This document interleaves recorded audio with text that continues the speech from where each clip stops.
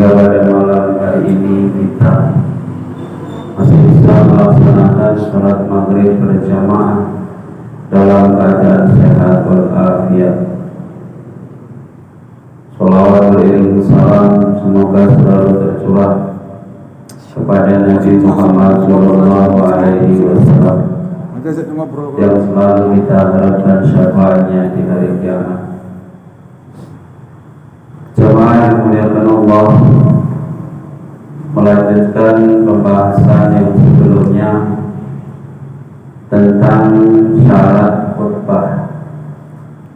Syarat khutbah Jumat setelah dijelaskan ada 10 yang kemarin sudah sampai pembahasan yang ke-7 ya.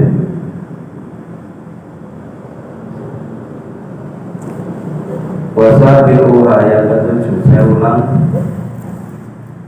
Syarat khutbah ada 10. Yang pertama adalah suci dari 2 hadas.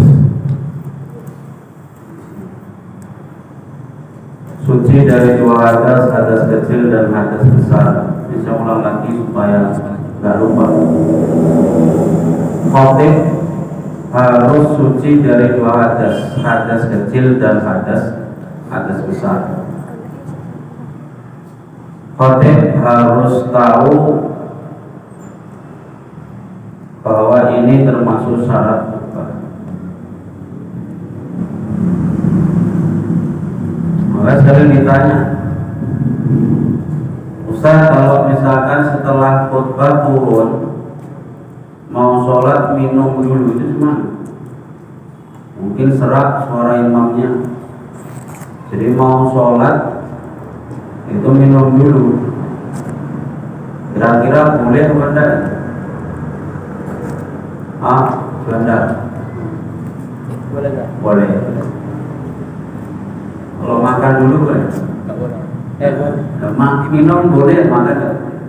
Khotib habis khutbah serak suaranya. Mau sholat imam dulu. Mau imam minum dulu, boleh? Boleh. Karena itu tidak dilakukan di dalam khutbah. Kalau pas khutbah makan boleh atau minum boleh wae itu. Pas khutbah haus boleh minum, nggak boleh. Pinter masuk ngaji jarang-jarang makannya nggak tahu. Wa taharatu anin najasah fi shawbi wal badani wal makan. Suci dari pakaian, suci tempat, suci badan. Khotib harus suci badannya, suci pakaiannya, suci tempat yang ditempati untuk khutbah. Karena sering saya ingatkan, mimbar ini jangan sampai ada bekas tai cicak. Tempat duduknya khotib diperhatikan. Selain khotibnya sendiri harus memperhatikan tempat yang diduduki, maka yang menjaga masjid itu juga harus tahu bersih nggak ini tempat-tempat khotib ini. Karena kalau masih ada najis diduduki sama khotib, wah nanti bisa nggak sah khutbahnya, Jumatannya mulai repot. Wasatrul aurat, khotib harus menutup aurat. Wal qiyamu 'alal qadir, berdiri bagi yang mampu. Kalau khotibnya misalkan memang cacat kakinya gimana? Berarti nggak mampu, tidak apa-apa. Tapi kalau bisa carilah khotib yang nggak cacat, masa cacat disuruh khotib. Kan itu ya. Masa khotib kok naik mimbar aja gendong. Wal julusu bainahuma, khutbah harus di sela-sela duduk di antara 2 khutbah. Khutbah pertama ada khutbah kedua. Wal mu'alatu, dan terus menerus bainahuma di antara 2 khutbah. Tidak boleh khutbah itu di sela-sela waktu yang lama. Sebelumnya sudah disampaikan bahwa waktu jeda itu kadar surah apa? Antara duduk di antara dua khutbah itu kadar waktunya, kadar membaca surah Al-Ikhlas. Wal mu'anatu bainahuma wa baina sholati, dan antara sholat dan khutbah harus tidak tidak dikelang waktu yang lama. Tidak boleh melebihi 2 rakaat sholat. Gimana sholat 2 rakaat? Gimana? Tidak boleh lebih dari itu.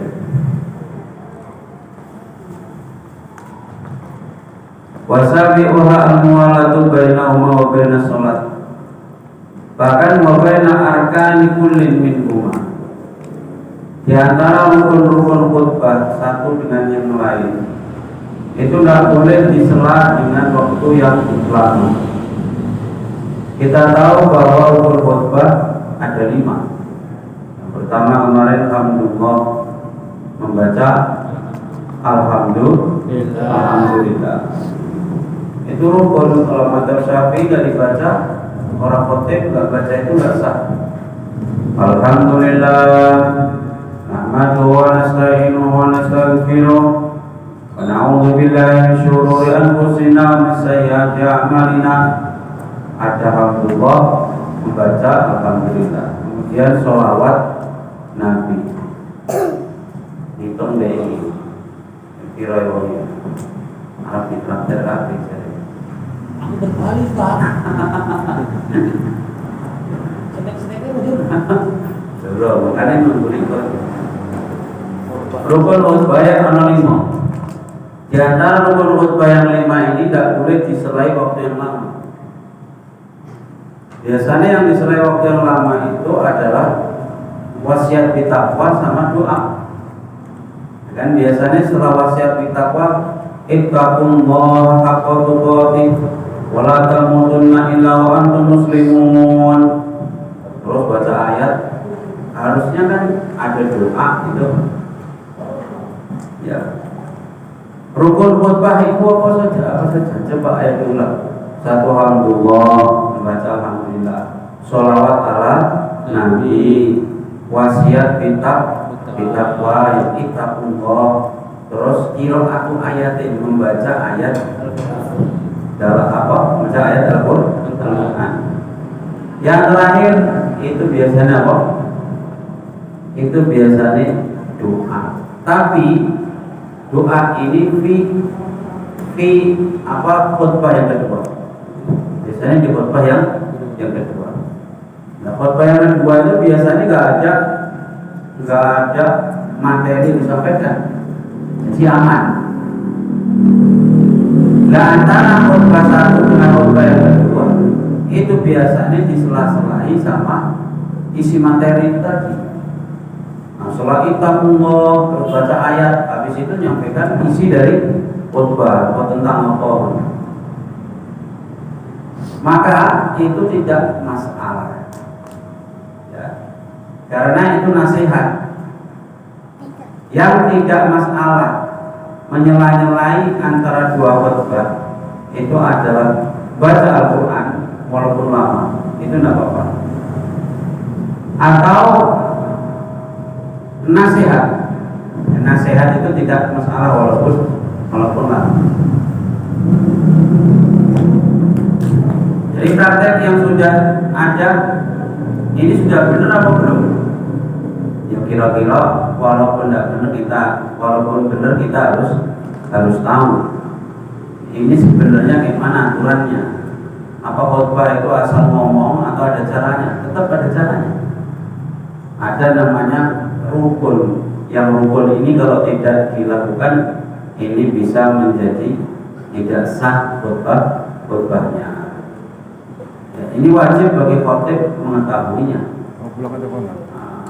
Yang khotib ini harus mengerti. Yang nggak khotib pun kalau tahu malah lebih hebat. Mbak khotib aja tahu kok. Ini orang jamaah, orang saudara Jota Dasar ini mantap-mantap. Kenapa? Mbak khotib pun tahu rukun khutbah kan gitu. Jadi yang datang ke sini nanti orangnya minder.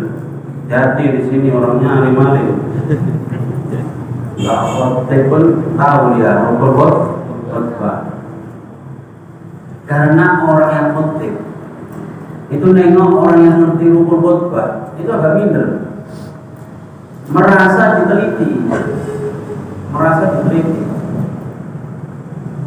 Ini benar. Orang kalau di kampung saya itu khutbah di depan gurunya itu nggak berani.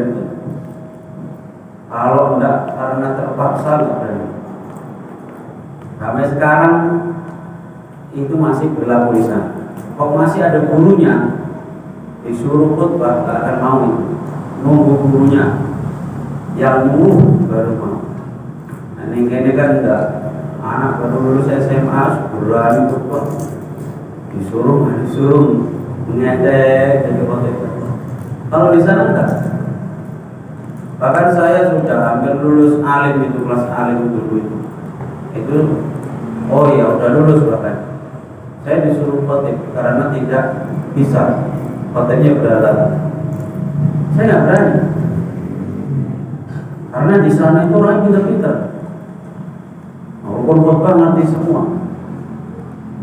Nanti diteliti salah pula manusia. Kalau di sini kan aman. Musuh juada, musuh ini kan aman. Kalau saya tadi. Ini kalau pintar-pintar.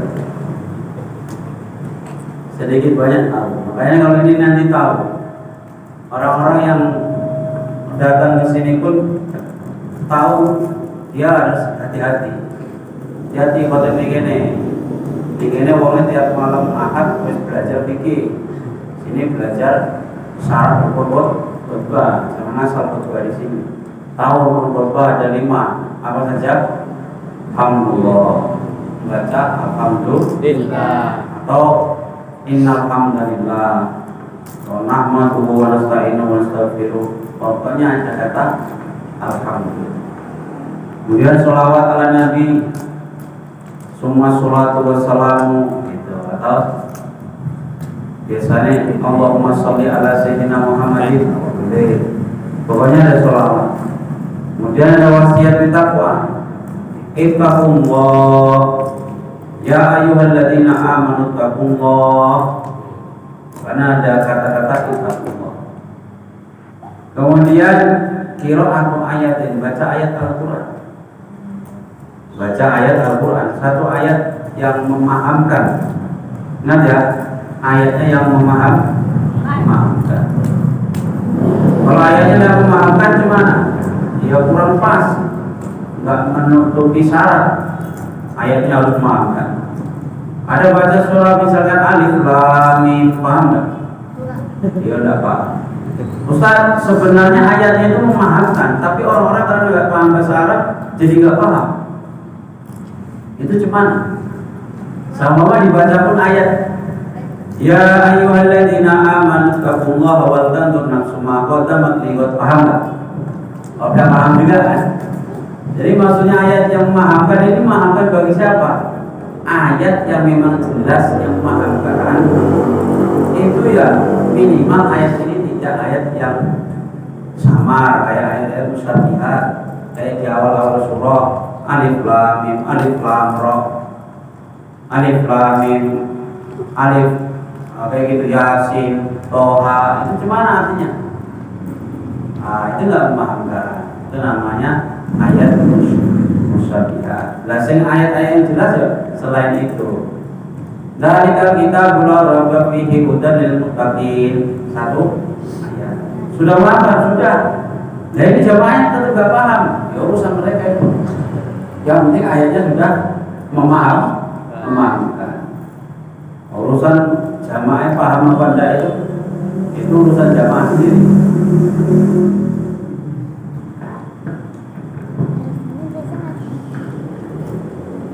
Wa takuna bil arabiyyati,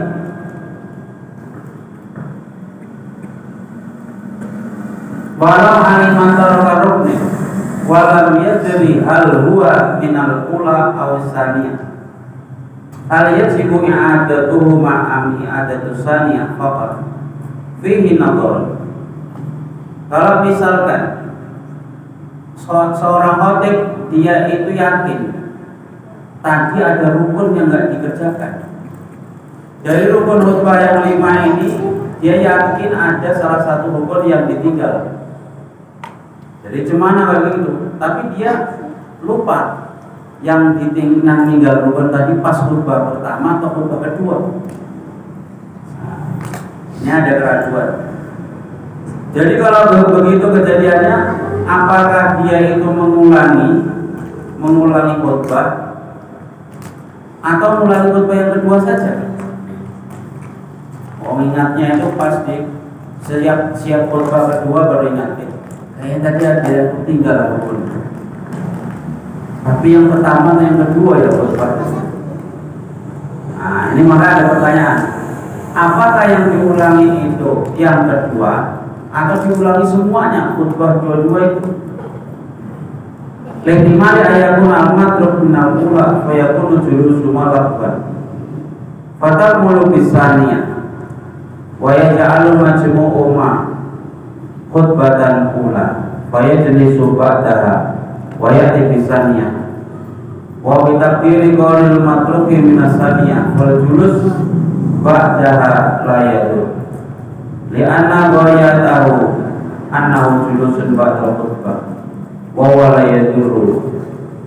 Jadi kalau misalnya begitu ya udah dihitung saja. Nah, udahlah yang sudah ini tadi bikin aja khutbah pertama semua. Jadi mulai dari khutbah yang kedua, mulai alhamdulillah, rahmatullah, tapi khutbah yang kedua. Jadi dari awal sampai dia lupa baru ingat itu sudah dihitung itu menjadi khutbah pertama saja. Jadi dia ingatnya itu sudah dimulai dari khutbah kedua.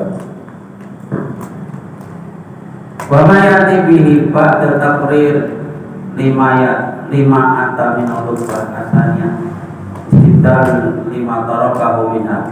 Amal syaka fi tarki ruknin ba'dal faraq min khutbah lam akhir. Tapi kalau sudah siap khutbahnya dia baru ingat, udah sholat baru ingat ya, kayak tadi ada yang lupa apa lain. Lam akhir maka tidak masalah. Kasyaf kita ruknin, seperti orang yang ragu dalam meninggalkan rukun setelah selesai dari sholat. Sama kayak orang siap sholat, dia baru ragu, udah pulang sampai rumah, aku tadi sholat maghrib tadi kayak kurang sujud sekali, wes gak efek. Kayak kurang sekali lah sujudnya itu. Cemana nih, orang udah sampai rumah. Nah ini tidak masalah.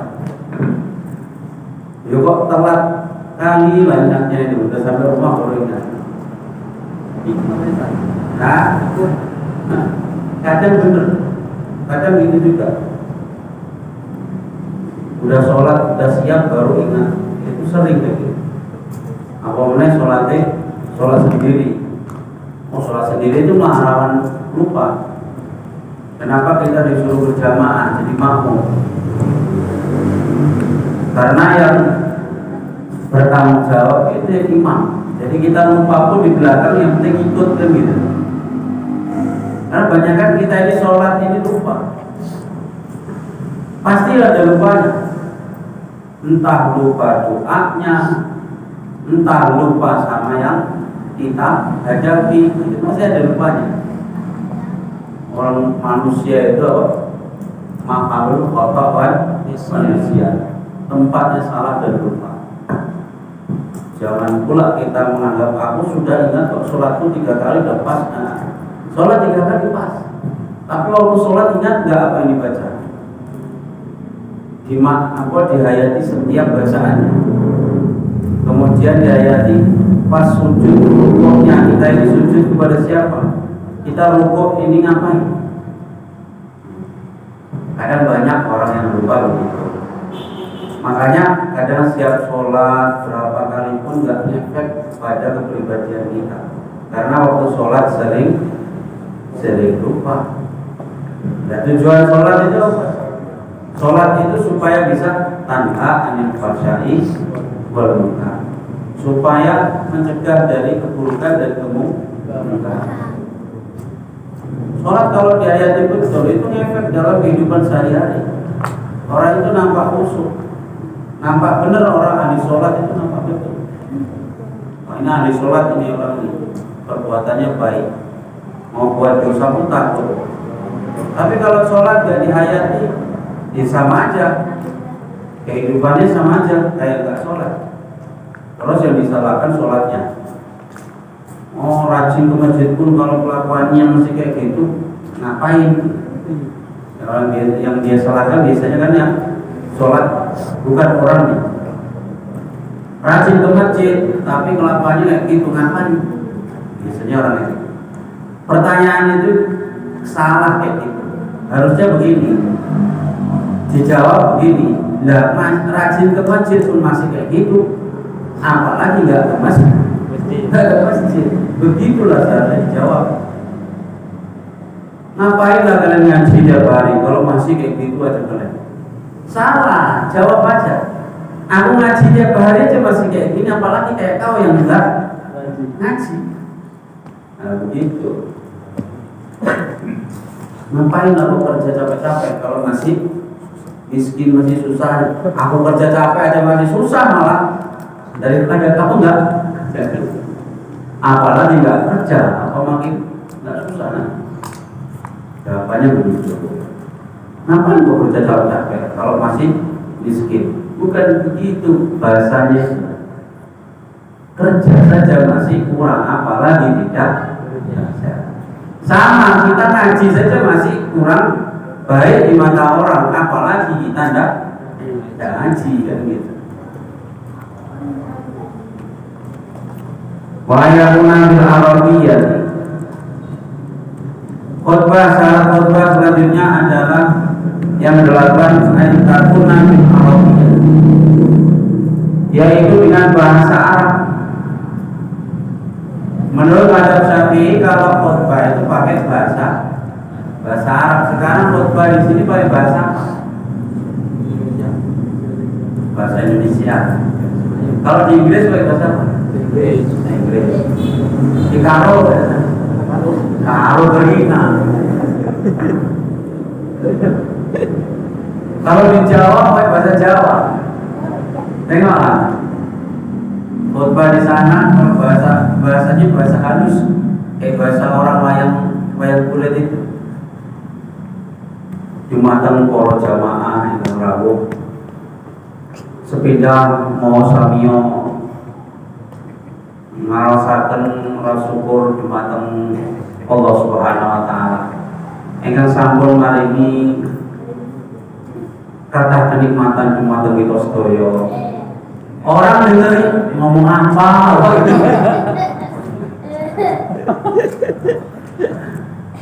Orang kadang aku aja yang situ kalau bahasanya gitu kali nggak paham.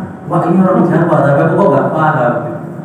Ngomongnya bahasa kerama, bahasa halus. Jadi mau sopan, bahasanya mau paling bagus. Cuma jadi nggak paham orang. Bagus bahasa Indonesia semua paham. Kalau di Jawa itu begitu, karena bahasa yang bagus orang Jawa itu bahasa kayak keraton itu. Sendiko dawu nggih panjenengan. Jadi kalau orang baru datang dari mana-mana singgah di masjid yang kampung-kampung, tapi kalau yang di kota sudah bahasa Indonesia, sudah bahasa Jawa biasa. Kalau di kota sudah bahasa Indonesia.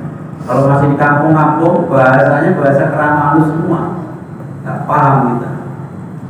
Nah, kalau menurut Imam Syafi'i, khutbah itu nggak boleh pakai bahasa selain bahasa Arab. Jadi orang kampung-kampung kayak kita pun harus belajar bahasa Arab. Ustaz, nanti kalau khutbah bahasa Arab kita kan nggak paham. Kadang yang baca khotib pun nggak paham juga kalau bahasa Arab. Dia baca bahasa Arab, alhamdulillah, nahmadu wa nasta'inu wa nastaghfiruh. Nanti wasiatnya bahasa Arab juga. Wajib alaina an taqayyad bi anna Allah ta'ala wahid. Begitu bahasa Arab. Dia baca. Dia orang umum juga. Siap khutbah, siap sholat sunnah, ditanya. Tadi maknanya apa, Ustaz? Antum khotib kok bahasa Arab? Saya aja nggak tahu maknanya apa. Aku kan baca teks ini. Jadi ngapain Ustaz khotib kalau nggak tahu maknanya? Dan syaratnya harus bahasa Arab menurut siapa? Imam Syafi'i. Nah, wa antakuna bil Arabiyah. Khutbah itu harus pakai bahasa. Nah, menurut Syafi'iyah itu yang mengikuti Imam Syafi'i. Kalau Imam Syafi'i imamnya, kalau Syafi'iyah ulama-ulama yang mengikuti Imam Syafi'i. Itu pendapatnya beda-beda. Kok bisa sih? Katanya mengikuti Imam Syafi'i, tapi kenapa kok bisa beda dengan Imam Syafi'i? Jadi apa yang diikuti?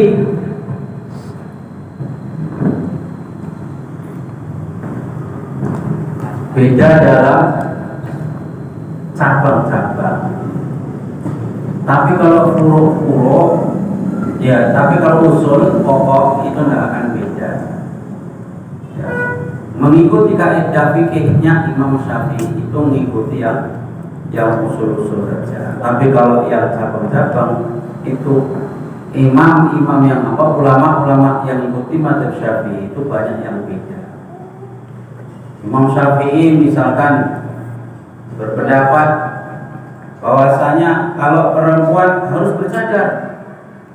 Mazhab Syafi'i perempuan harus bercadar. Tapi kalau menurut Imam Hanafi perempuan tak wajib bercadar, yang penting berjilbab. Nah, pendapat ulama-ulama yang mengikuti Imam Syafi'i atau disebut Syafi'iyah itu ada juga yang pendapatnya mirip sama Imam Hanafi yang membolehkan cuman pakai jilbab, tidak harus bercadar.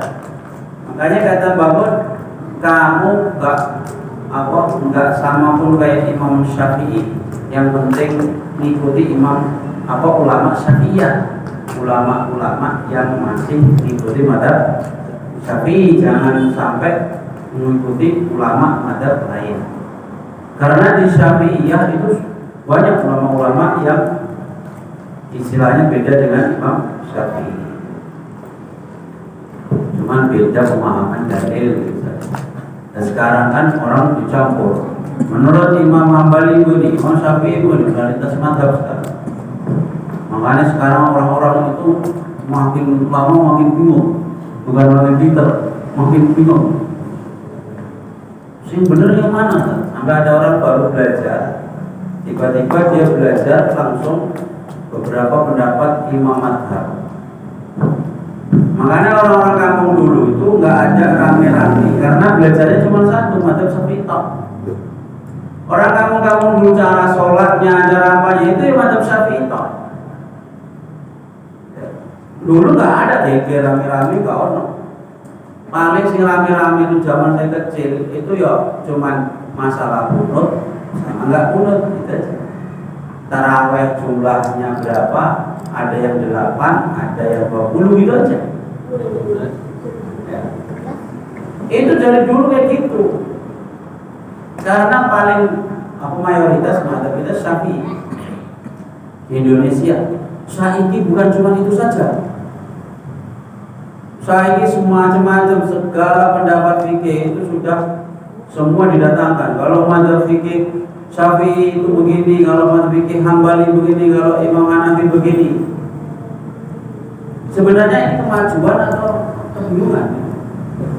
Kalau orang yang sudah belajar dari awal, sudah belajar dasarnya fikih Syafi'i, ini bisa mengikuti dan nggak kaget. Tapi tiba-tiba datang orang yang baru belajar Islam, tahu perbedaan kayak gini, mumet deh. Sing bener iki sing ndi le? Mosok iki dari imam iki ngene, dari imam iki ngene, imam iki ngene. Karena sekarang kalau orang nggak makin belajar banyak, makin mumet, makin bingung. Karena apa? di media sosial itu semua bisa diakses. Mau tanya apapun di situ ada. Ya. Masalahnya sekarang yang jawab yang di media sosial itu mazhab apa? Makanya kemanapun orang itu lebih enak orang dulu, nggak bingung-bingung lagi. Dari dulu sholatnya satu mazhab Syafi'i. Ya. Allahu Akbar kabira walhamdulillahi katsira subhanallahi bukratan wa asila. Inni wajhatu wajhiya lillazi fatara samawati wal arda hanifan musliman wa ma ana minal musyrikin. Kita baca doa iftitah dari dulu sampai sekarang, umur sekarang itu nggak ada masalah.